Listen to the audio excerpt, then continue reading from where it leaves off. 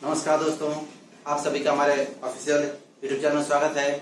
मैं हूं श्याम आनंद और देखिए आइए आज की क्लास में आपको कुछ इम्पोर्टेंट सूचना दे देते हैं जिससे आपको आज से जो आपको जो तैयारी करने का जो आपका मतलब धर रहा है जो भी शिक्षक भर्ती का वो आपको धीरे धीरे बदल जाएगा। और देखिए आपको ये समझ में आ जाएगा आज की क्लास से कि आगे की शिक्षक भर्तियों के लिए कैसे हमको तैयारी करना है, कैसे हमको मतलब अपने से आज ही से शुरुआत करना है कि हम वहां तक पहुंच सकें।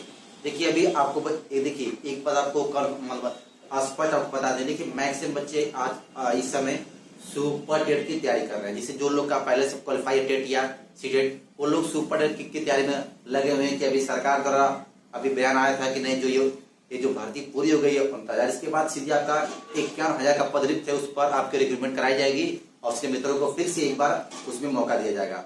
तो सुनिए आपको एकदम कन्फर्म देखिए जो आपका यूपी टेट का फॉर्म है, देखिए इसके बाद आपका जो एग्जाम करा जाएगा, इसके बाद पहले प्राइमरी की भर्ती नहीं, पहले जूनियर की भर्ती आएगी। तो यह तो आप लोग स्पष्ट कर जाइए कि जूनियर की भर्ती की बात करें तो उसके लिए आपको पेपर 2 क्वालिफाई होना चाहिए जिसकी संख्या बहुत कम है।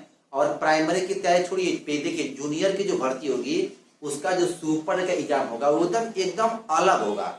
जिससे प्राथमिक का जो होता है ना पेपर सुपर का वो वैसा उसका पेपर नहीं होगा, ये भी आपका तो पहली बार ही पेपर होगा इसका जूनियर का। लेकिन कैसे होगा देखिए इस पर विस्तार से करते हैं चर्चा और आपको एक हम एकदम पूरा संभावित पाठ्यक्रम बता देंगे, उसी के बेस पर आप लोग तैयारी करिएगा और समझ जाने की एकदम सेम ऐसे भी आपका उसका सिलेबस आएगा भी, उसका सब कुछ प्रोसेस आ गया है। लेकिन बस उसमें बस ये आपका सिलेबस नहीं दिया है कि कितने नंबर के कौन कौन से क्वेश्चन रहेंगे और क्या क्या सिलेबस में रहेगा, लेकिन बाकी सब कुछ कटर उसका आ गया। देखिए पहले बात करते तो देखिए आपका लगभग 25 दिसंबर के नियर अबाउट आपका यूपी टेट का फॉर्म बनाएगा। ठीक है, यूपी टेट 2020 का फॉर्म बनाएगा और जो इसका एग्जाम होगा वो संभावित आपका फरवरी के लास्ट या मार्च में कह सकते हैं। ये लेट आप लोग का इसलिए हो रहा है क्योंकि आप लोग जानते हैं चुनाव है 2021 चुनाव। देखिए अब तक ये एग्जाम हो जाता है यूपी टेट का, इसको जानबूझ के लेट कर दिया गया। क्यों? क्योंकि ये आप लोग समझ जाइए कि ये सरकार की पॉलिसी क्या है कि इसी भर्ती को हम लोग किस तरह से खींच खाच कर कहां तक ले जाएंगे, चुनाव तक। और चुनाव भी आने में साल बाकी है, इसीलिए लेट हो रहा है। और कोई बहाना नहीं है, और कोई बहाना है नहीं कि नहीं कोई ये कसता नहीं। अगर गवर्नमेंट चाहेगी तो एक दिन में इसका फॉर्म निकल जाएगा। लेकिन बस समझिए कि ये चुनाव का मुद्दा है, लेकिन हमको उससे मतलब नहीं, हमको बताओ अपनी तैयारी करते थे। देखिए यूपी का फॉर्म आएगा, इसका एग्जाम मान लीजिए मार्च में होगा। तो देखिए इसका आप लोग जानते भी होंगे ना कि इसका एग्जाम के मैक्सिमम 15-20 दिन बाद इसका रिजल्ट आ जाता है। या तो सीएट की बात करिए या फिर यूपी टेट का, इसका रिजल्ट आ जाता है। रिजल्ट आएगा तुरंत साथ नोटिफिकेशन देखिए तुरंत निकालने की भर्ती जूनियर शिक्षक की। देखिए इसकी बात करेंगे तो इसकी संख्या लगभग 4500 तो देखिए दिखाई जा रही है वैकेंसी। ठीक है, लेकिन याद रखिएगा ये सीट और आगे चल के बढ़ जाएगी क्योंकि बहुत सारे टीचर क्या रिटायर होते हैं। प्रत्येक यदि बात करेंगे मार्च उसमें तो आपकी हर साल टीचर आपके रिटायर होते हैं, तो कुछ सीटें आपको इसमें बढ़ने की संभावना है। तो याद रखिए ये तो दिखा रहा है ना, इसमें सीटें अभी और बढ़ेगी। आप लोग अखबार में देखेंगे तो पहले 16,000 पर दिखा रहा था, तो ऐसे अलग अलग में है। लेकिन ये सीट आपका कम से कम मान लीजिए 4500 सीट पर एक रिक्रूटमेंट आने वाली है।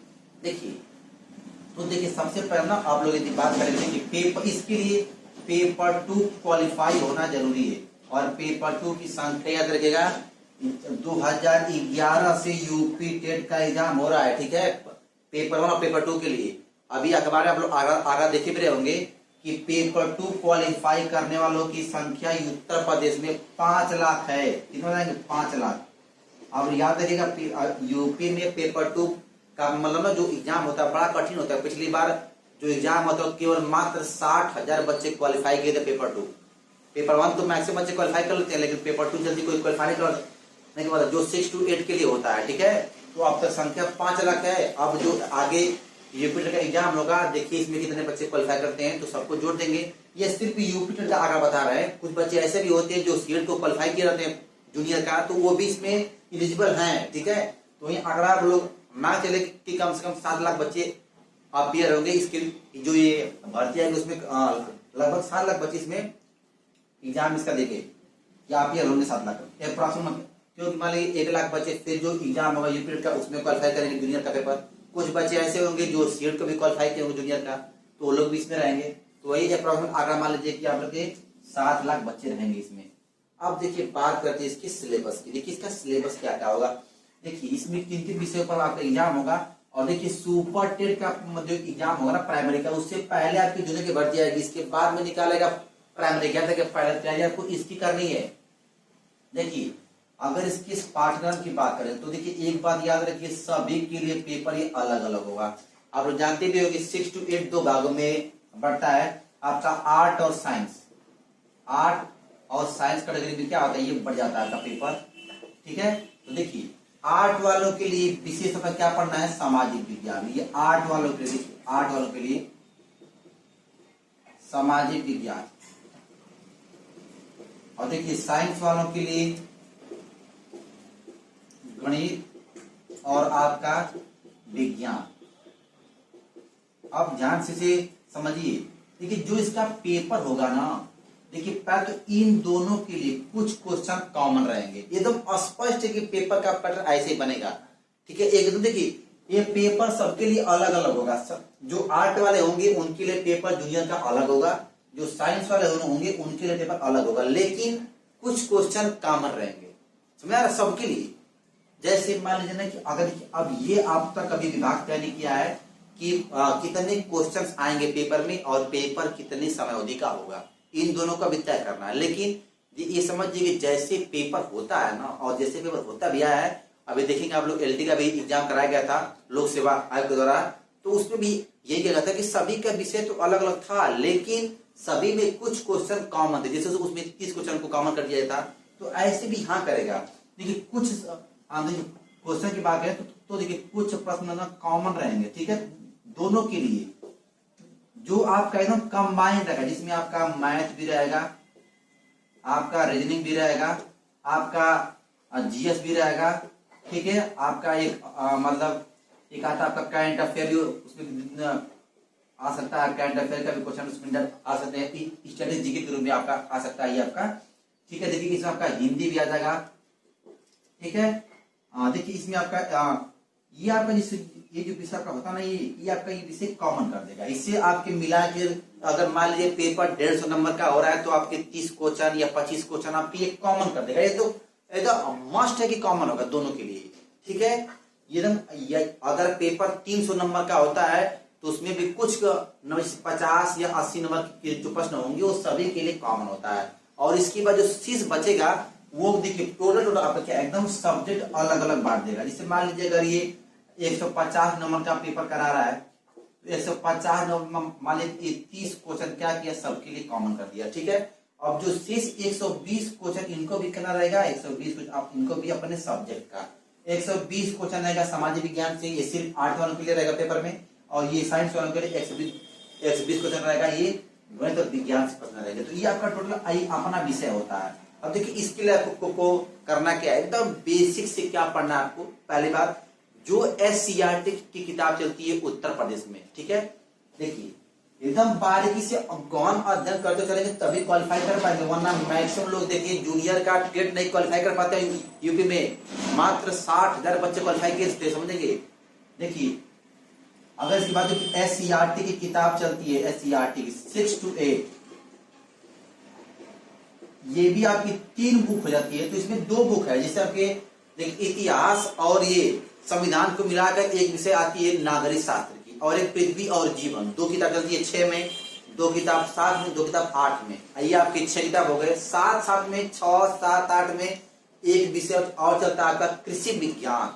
क्या होता है उसको भी आपको पढ़ना है, क्योंकि कृषि विज्ञान भी हमारे SST सामाजिक विज्ञान का ही भाग हो जाता है, उससे भी प्रश्न बनते हैं। तो 3 बुक हो गया आपके 6 में, 3 बुक 7, 3 बुक 8 में। इसको पूरा विस्तार से आपको क्या करना है, पढ़ जाना है।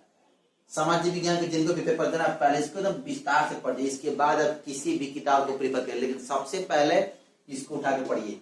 और यदि जिनका भी यदि साइंस है, SCERT की 6 to 8 की किताब है, गणित विज्ञान का पूरा विस्तार से एकदम पढ़ जाइए, एक एक लाइन, और खुद से अपना नोट्स बनाइए उसका।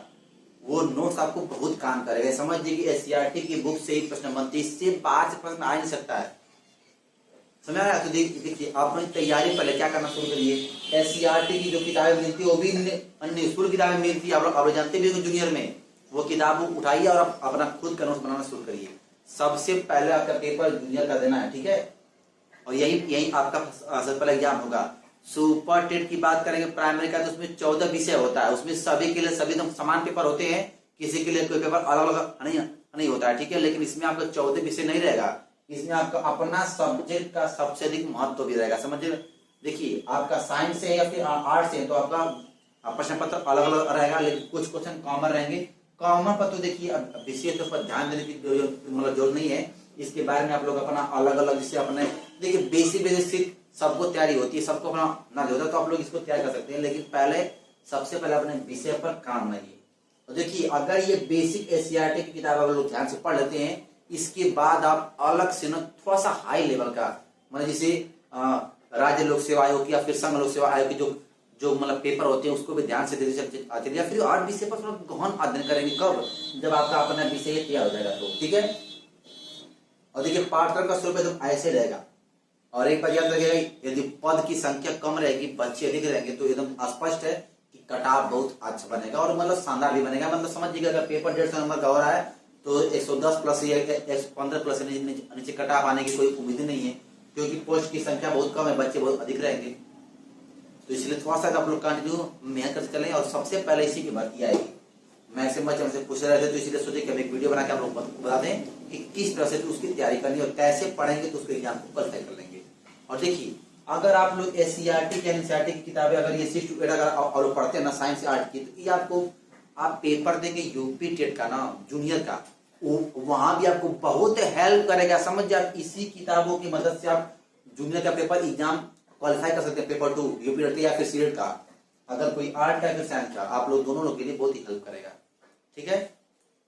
हाँ तो देखिए आप लोग से एक और भी रिक्वेस्ट है कि जो लोग कंटिन्यू बने वीडियो के साथ, चैनल को सब्सक्राइब जरूर कर दिया करेंगे। वीडियो को देखिए जरूर शेयर करें।